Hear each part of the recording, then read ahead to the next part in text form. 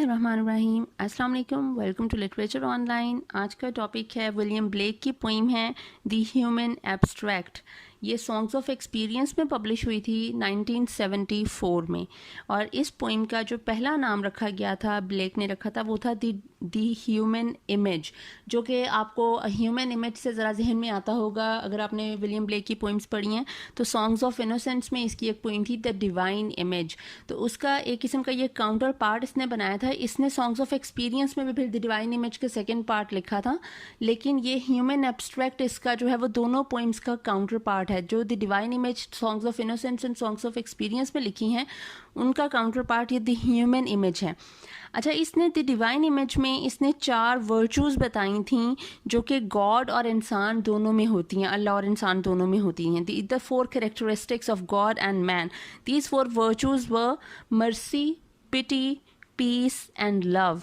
ठीक है कि ये 4 कैरेक्टरिस्टिक्स हैं, चाहे वो गॉड है चाहे वो इंसान है। अल्लाह ताला ने ही इंसान को बनाया है, तो अल्लाह ताला ने अपनी ही कैरेक्टरिस्टिक्स और अपनी ही वर्चूज़ इंसान में डाल दी हैं। उसने ये बात दी डिवाइन इमेज में कही थी। अब यहाँ पे वो ये क्या बात करता है, वो इनका काउंटर पार्ट अब कहता है कि अगर कहीं पे मर्सी, पिटी, पीस या लव होगा तो उसके पीछे हमारी ही जो क्रुएलिटी है वो कैसे है। वो कहता है pity would be no more if we did not make somebody poor.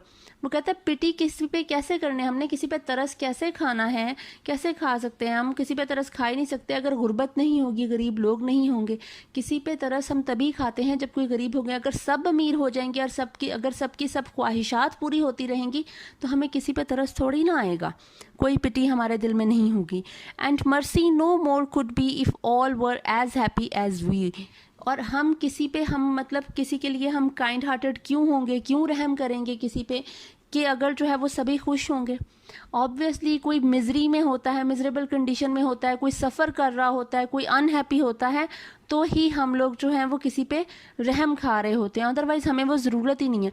मतलब ये जो वर्चूज़ हैं मर्सी और पिटी की, इनके पीछे वजूहात जो हैं वो आपकी क्या है, किसी का पुअर होना, किसी का सफ़र करना, किसी का मिजरेबल कंडीशन में होना और किसी का अनहैप्पी होना। मतलब इन वर्चूज़ के पीछे ये चीज़ें हैं कि if we talk about the positive aspects of things, तो there must be negative aspects of the same things.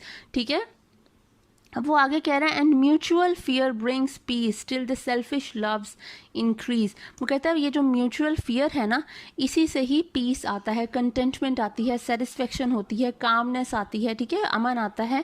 Till the selfish loves increase, क्योंकि सेल्फिश लव जो होता है वो हमारा बढ़ता है, हमारे दिल में खौफ पैदा होता है, जेलसी आती है, इनसिक्योरिटी आती है, तो ही हमें पीस की अहमियत का पता चलता है, खुशी का, सुकून का पता चलता है। ठीक है, कि हमारी सेल्फिशनेस होती है। ठीक है, हर बंदा जो है वो अपने बारे में सोचता है। ठीक है, ईगोइस्ट है, अपने बारे में सोचेगा, सेल्फिश होगा, ठीक है, इनसिक्योर होगा, तभी उसे इन सारी चीज़ों की अहमियत का पता चलेगा। The cruelty nets a snare. अब वो क्रुएल्टी की बात कर रहा है कि ये जो हम किसी पे तरस खाते हैं, रहम खाते हैं, जो हम जो है वो किसी को किसी को हेल्प आउट करते हैं, तो इन सब के पीछे क्रुएल्टी होती है। क्रुएल्टी नेट्स अ स्नेयर। नेट कहते हैं बुनने को। ठीक है, जिस तरह किसी थ्रेड से क्लोथ बुना जाता है, क्लोथ बनाया जाता है, यॉन किया जाता है, यॉन से उसको कहते हैं निटिंग करना। ठीक है, अ स्नेयर। स्नेयर कहते हैं ट्रैप को। ठीक है, किसी को आपने ट्रैप करना हो, लाइक आप चूहे को ट्रैप करने के लिए होता है ना, माउस ट्रैप होता है, तो snare is that type of a mouse trap. या फिर आप फिशिंग के लिए जाते हो रिवर पे। ठीक है, and spreads his baits with care. अब बेट किसे कहते हैं? बेट कहते हैं किसी को टेम्पटेशन के लिए कुछ करना हो, किसी को ल्यूर करना हो। जिस तरह मछली पकड़ने के लिए वो जो फिशिंग रॉड होती है उसमें छोटा सा पीस ऑफ फ्लैश डाल देते हैं ताकि मछली उसकी तरफ आए और हम उसको पकड़ लें। ठीक है, तो उसे कहते हैं बेट। कि ये हमें जो है वो एक किस्म का, आसान अल्फाज में आप समझ लें कि लालच देना। ठीक है, जो क्रुएल्टी है ना, उसने एक ऐसा ट्रैप हमारे इर्द गिर्द बुन लिया है कि वो हमें लालच दे रही है विद केयर, कि बहुत एहतियात के साथ क्रुएल्टी ने हमें जो है वो कन्फाइन कर लिया है अपने जाल में, अपना जो वेब उसने बनाया हुआ है। He sits down with holy fears and waters the ground with tears. अच्छा, यहाँ पे ये क्रूएल्टी को पर्सोनिफाई कर रहा है, उसने इट का वर्ड यूज़ नहीं किया, उसने ही का वर्ड यूज़ किया। जब उसने क्रूएल्टी लिखा तो उसने कैपिटल सी से लिखा, जब उसने ही लिखा तो क्रूएल्टी के बारे में लिख रहा है। तो he is personifying the like the evil virtues and the virtues, the good ones, ठीक है। He is personifying every virtue, ठीक है। वो कह रहा है he sits down with holy fears and waters the ground with tears, कि ये जो क्रूएल्टी है ना, ये हॉली फियर्स के साथ जो है वो बैठती है और ग्राउंड को वाटर करती है टीयर्स के साथ, लोगों के आंसुओं के साथ, ठीक है। कि हम लोगों के साथ जिस तरह का सलूक करते हैं मज़हब की बुनियाद पे या फिर टेरिटरी के लिए, हम लोग भी जो भी लोगों के साथ सलूक करते हैं स्टेटस बेस पे, ठीक है, हम जो करते हैं वो हम क्या करते हैं, he sits down with holy fears, वो उन चीज़ों के साथ बैठती है क्रूएल्टी, कि इन सारी चीज़ों को उसने अपने कब्जे में ले रखा है, ठीक है। And waters the ground with tears, और ये जो वो पानी दे रही है ना अपने पौधे को, जो वो पौधे को फलने फूलने के लिए, ग्रो करने के लिए पानी की ज़रूरत होती है, ठीक है। तो जो क्रूएल्टी पानी दे रही है ना, वो लोगों के आंसुओं से पानी दे रही है, ठीक है। उन आंसुओं पे ये पौधा बढ़ फूल रहा है, क्योंकि जितना लोग क्रूएल ज़्यादा होंगे वहीं उतने ही लोग जो है वो लाइक मजलूम लोग ज़्यादा होंगे, ठीक है, मिजरेबल कंडीशन में ज़्यादा लोग होंगे, ठीक है।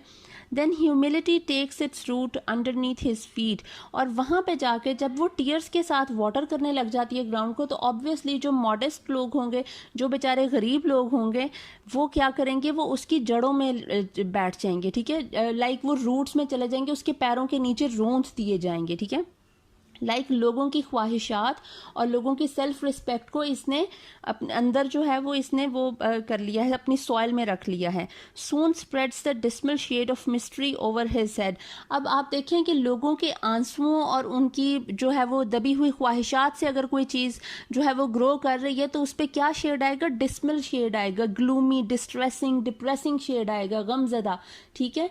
कि वो उसमें जो है वो कोई खुशी नहीं होगी उस शेड में। ये जो पौधा यहाँ से पनप रहा होगा, वो पौधा जो है वो किसी भी तरह से भी कोई फल इस तरह का नहीं देगा कि जिसपे जो है वो लाइक बटरफ्लाइज आकर बैठें या फिर जिस तरह खूबसूरत वो लगे, ठीक है। वो खूबसूरत नहीं होगा बल्कि वो डिस्मेल और डिस्ट्रेसिंग होगा।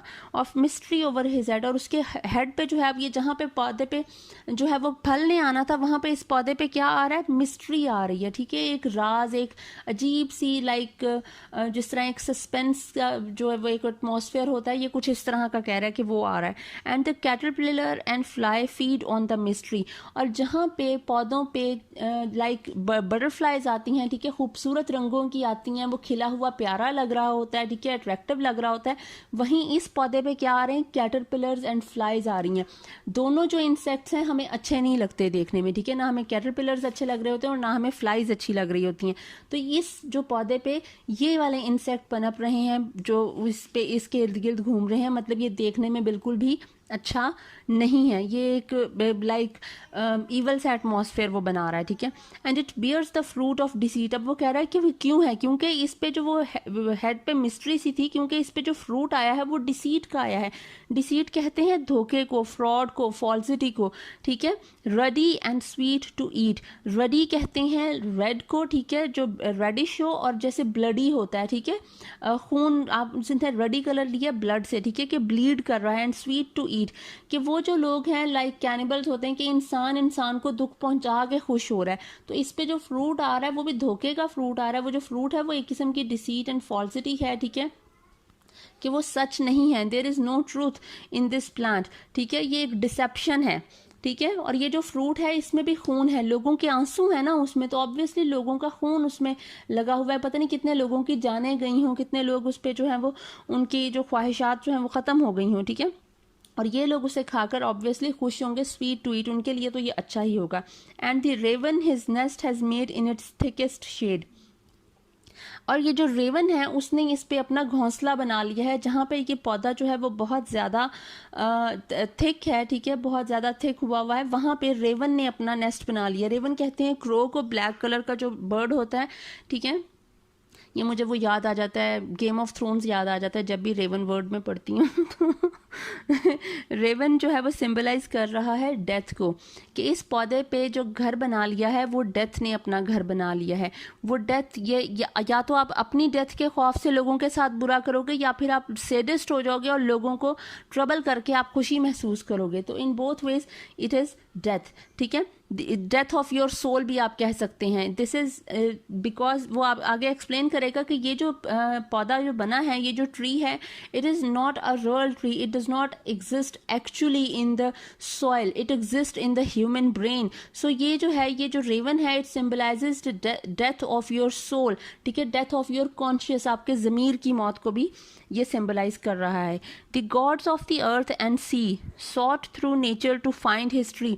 वो कह रहा है जो अर्थ और समंदर के जो गॉड्स हैं ना, अब वो ढूंढने निकले कि ये ट्री है कहाँ पे ऐसा कि उस पर इतना डिस्ट्रेसिंग सा हो, इस पर जो है वो डिसीट का फ्रूट लग रहा हो, इसको वाटर किया जा रहा हो किसी के टीयर्स के साथ, ठीक है, because cruelty plants and waters the tree in human brain, ठीक है। The roots of the tree are humility, जो रूट्स हैं इस ट्री की वो ह्यूमिलिटी हैं, और जो इसके लीव्स हैं वो मिस्ट्री हैं, और जो फ्रूट है वो डिसीट है। ये आपने याद रखना है, ठीक है, आपको ऑब्जेक्टिव आ सकता है कि रूट्स इसकी ह्यूमिलिटी है, leaves are mystery and fruit is deceit. तो वो कह रहा है अब खुदा जो है वो सारी दुनिया के वो ढूंढने निकले कि हम ये पौधा तो ढूंढे, वेयर इज दिस ट्री, ठीक है, कि हमने तो नहीं बनाया, ये ट्री कैसे बन गया।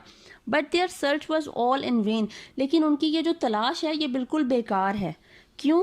There grows one in human brain, क्योंकि ये जो ट्री है ये एक्चुअली एग्जिस्ट नहीं करता, बल्कि this tree exist in human brain. ये हमारे दिमाग का खलल है, ठीक है, कि हमने अपने दिमाग में जो डिफरेंट आइडियाज़ बना लिए हुए हैं, हमारे जो डिफरेंट पर्सपेक्टिव्स हैं, हम उनके मुताबिक जिस तरह से उनको जीना चाहते हैं अपनी लाइफ को, हमारा जो लिविंग स्टाइल है ये उसको रिप्रेजेंट कर रहा है दिस ट्री, ठीक है, कि हम किस तरह से जीना चाह रहे हैं। तो हम जो ये कहते हैं कि ह्यूमन बीइंग द करेक्टरिस्टिक और the virtues of humanity are mercy, pity, peace and love, तो वहाँ पे मर्सी क्या है कि कोई गरीब हो, पिटी क्या है कि कोई खुश ना हो, लव क्या है कि वो सेल्फिशनेस है वहाँ पे, ठीक है, और पीस क्या है कि वहाँ पे सेल्फिशनेस है और वहाँ पे क्रूएलिटी है, ठीक है, लव की जगह क्रूएलिटी आ गई है, ठीक है। तो ये वाली चीज़ें हैं, उसने जो काउंटर पार्ट्स बताए हैं, इसके काउंटर इफेक्ट्स बताए हैं द डिवाइन इमेज के, the human abstract. I hope आपको अब समझ आ गई होगी इसकी। Thank you.